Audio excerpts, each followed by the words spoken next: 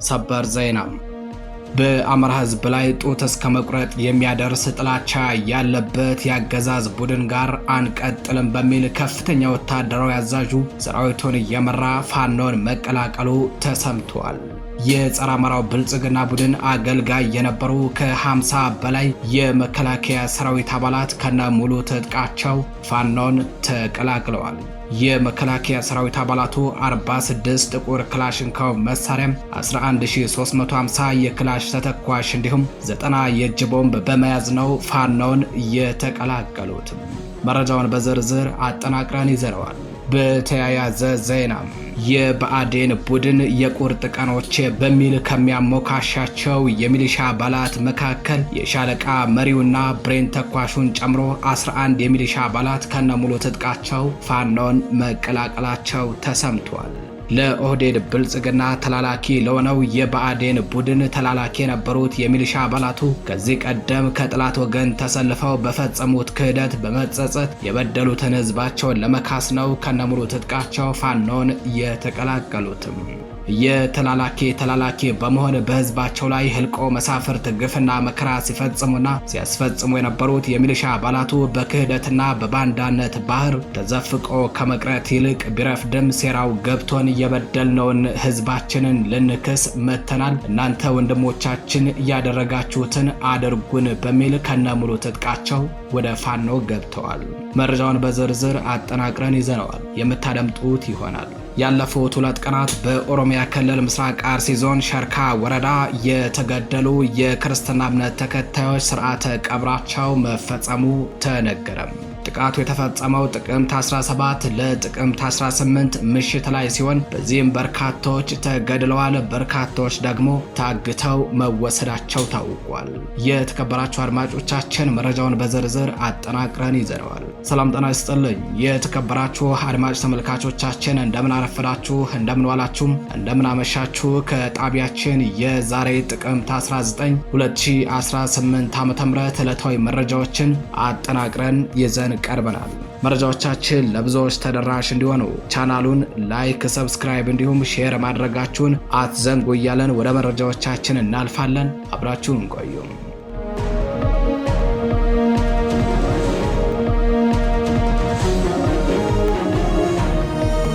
ቀዳሚ ወዳደረግነው መረጃችን አለፍን። ወታደራዊ አዛዡ ጸረ አማራውን የብልጽግና ቡድንን አናገለግለም በሚል ሰራዊቱን እየመራ ፋኖን መቀላቀሉ ተሰምቷል።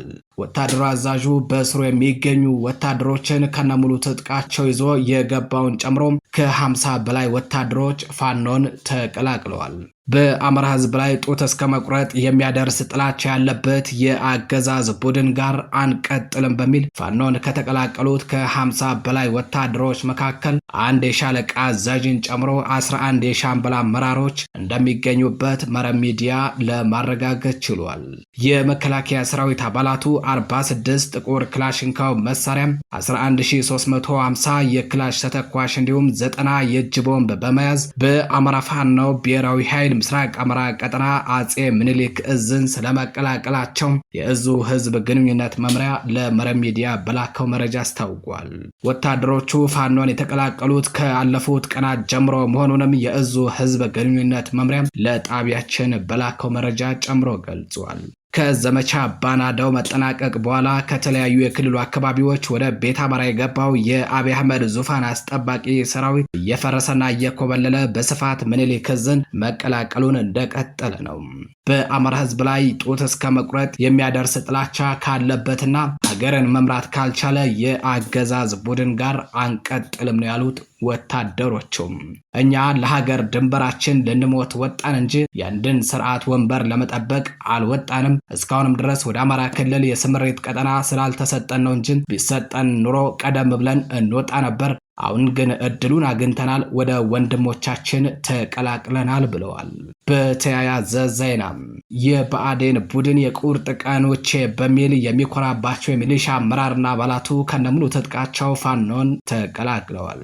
ሻለቃ መሪውና ብሬን ተኳሹን ጨምሮ 11 የሚሊሻ አባላት ናቸው ከነሙሉ ትጥቃቸው ፋኖን የተቀላቀሉት። የብአዴን ቡድን የቁርጥ ቀኖች በሚል የሚያሞካሻቸው የሚሊሻ አባላቱ በህዝባቸው ላይ የሚፈጸመውን ግፍና በደልን ተቃውመው የአማራ ፋኖ ብሔራዊ ኃይል ምስራቅ አማራ ቀጠና ምኒልክ ዕዝ ላስታ ጀነራል አሳምነው ጽጌ ኮር ስር የሚገኘው ዋክሾም ብርጌድን ሲቀላቀሉ ደማቅ የሆነ ወታደራዊ አቀባበል እንደተደረገላቸው ምኒልክ ዕዝ ለመረብ ሚዲያ በላከው መረጃ አስታውቋል። ለኦህዴድ ብልጽግና ተላላኪ ለሆነው የብአዴን ቡድን ተላላኪ የነበሩት የሚሊሻ አባላቱ ከዚህ ቀደም ከጥላት ወገን ተሰልፈው በፈጸሙት ክህደት በመጸጸት የበደሉትን ህዝባቸውን ለመካስ ነው ከነሙሉ ትጥቃቸው ፋኖን የተቀላቀሉት ተብሏል። የተላላኪ በመሆን በህዝባቸው ላይ ህልቆ መሳፍርት ግፍና መከራ ሲፈጽሙና ሲያስፈጽሙ የነበሩት የሚሊሻ አባላቱ በክህደትና በባንዳነት ባህር ተዘፍቆ ከመቅረት ይልቅ ቢረፍድም ሴራው ገብቶናል ሲሉ ተናግረዋል።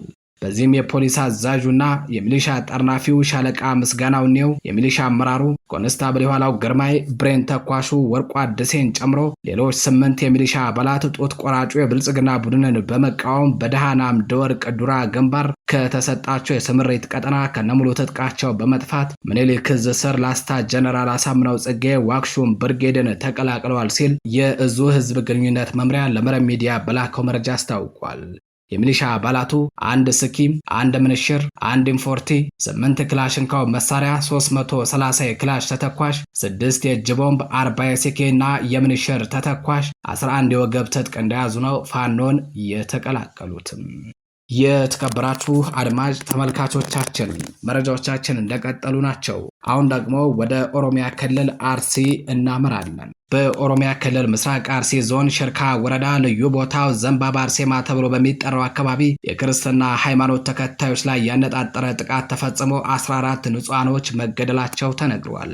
ጥቃቱ የተፈጸመው ጥቅምት 17 2018 ዓ.ም ከምሽቱ 4 ሰዓት ገደማ ላይ ሲሆን ከተገደሉት በተጨማሪ በርካቶች ታግተው መወሰዳቸው ተነግሯል። በጥቃቱ የተገደሉ ንጹሃኖች አስክሬን ከየወደቀበት እየተለቀመ ትላንትና ዛሬ ስርዓተ ቀብሩ መፈጸሙ ነው የታወቀም።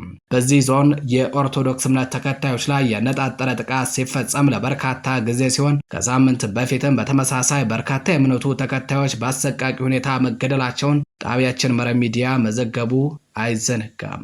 ላለፉት 2 ዓመታት ማለትም ከ2016 ዓ.ም ወርሃ መስከረም ጀምሮም እስከ 2017 መጨረሻዎቹ ወራት ድረስ ያለማቋረጥ በወረዳው ከ115 በላይ የክርስትና እምነት ተከታዮች የተገደሉ ሲሆን 27 የሚሆኑት ደግሞ አሁንም ድረስ ታግተው ያሉበት እንደማይታወቅ የአካባቢው ነዋሪዎች ገልጸዋል። ይህ አልበቃ ብሎ በ2018 ዓ.ም ከመስከረም አጋማሽ ጀምሮ አሁን እስካለንበት ቀንና ሰዓት ድረስ በአካባቢው ሃይማኖትን ያነጣጠረ ጥቃት መፈጸሙ እንደቀጠለ ነው። በግድያ ያላበቃው መከራና ስቃይ በሽርካ ወረዳ ብቻ በ9 ቀበሌዎች በሺዎች የሚቆጠሩ የክርስትና እምነት ተከታዮች መፈናቀላቸው ተጠቅሷል። ይህ በእንዲህ እንዳለ በወረዳው ካሉ 37 አብያተ ክርስቲያናት ውስጥ 16 በላይ የሚሆኑት አገልግሎት የማይሰጡ መሆናቸውንና ከነዚህ መካከልም 3ቱ ሙሉ በሙሉ መውደማቸውን የደረሰን መረጃ ያመለክታል። የክርስትና እምነት ተከታዮች መገደል እንዲቆም ለሀገረ ስብከቱና ለመንግስት አካላት በተደጋጋሚ ሪፖርት ቢደረግም ምላሽ እያገኙ አለመሆናቸውን ያነሱት ነዋሪዎቹ በዚህም በአካባቢው ከፍተኛ ስጋት ውስጥ ይገኛሉ ሲል የኢትዮጵያ ኦርቶዶክስ ተዋሕዶ ቤተክርስቲያን ቴሌቪዥን ዘግቧል። በተለይ በሀገረ ስብከት ደረጃ ለተፈናቀሉ ወገኖች ድጋፍም ሆነ ማጽናኛ ለማድረግ ጥረት ባለመደረጉ ማዘናቸውንም የአካባቢው ነዋሪዎች ገልጸውልኛል ብሏል። ጣቢያው በዘገባው እየደረሰ ያለው የሰው ሕይወት ህልፈት፣ መታገትና የንብረት ውድመት ችግር እልባት እንዲያገኝ የቅድስት ቤተክርስቲያንና የመንግስት ባለድርሻ አካላት አሁንም ትኩረት ሰጥተው ኃላፊነታቸውን እንዲወጡ ነዋሪዎቹ ጥሪ ማቅረባቸው በዘገባው ተጠቅሷል። የተከበራችሁ አድማጭ ተመልካቾቻችን ወደ ሌላኛው መረጃችን እናልፋለን። የአማራ ህዝብ ህልውናውና በክብር የመኖር መብቱ በማያወላውል ሁኔታ እስኪረጋገጥ ድረስ ፋኖ የጀመረውን ትግል አያቆምም ሲል የለንደን ፋኖ አስታወቀም። ሀገር እየመራው ነው የሚሉት ጸረ አማራው አብይ አህመድ በትላንትናው ዕለት ፓርላማ ላይ የለንደን ፋኖን በሚመለከት መናገራቸው ይታወቃል። የለንደን ፋኖ ለዚህ ንግግራቸው የምላሽ መግለጫ ሰጥቷል።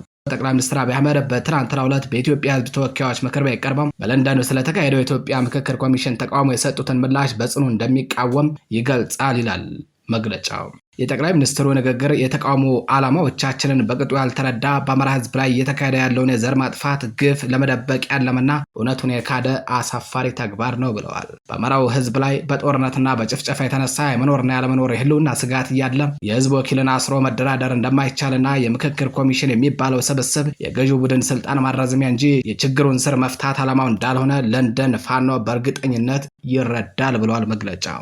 በተጨማሪም ጠቅላይ ሚኒስትሩ የራሱን ዜጎች አላውቃችሁም የሌላ ሀገር ዜጎች ናችሁ በማለት እጅግ አሳፋሪ ክህደት የፈጸመ መሆኑን ባንክሮት እናሳውቃለን ብሏል። በመሆኑም ጠቅላይ ሚኒስትር ነኝ ባዩ አነጋገር የችግሩን ምንጭ ከመፍታት ይልቅ ህዝብን የማዘናጊያ መንገድ ብቻ እንደሆነ እናምናለን ብሏል። የአማራ ህዝብ ህልውናውና በክብር የመኖር መብቱ በማያወላውል ሁኔታ እስኪረጋገጥ ድረስ የለንደን ፋኖ የጀመረውን ትግል አያቆምም ነው ያለው መግለጫው።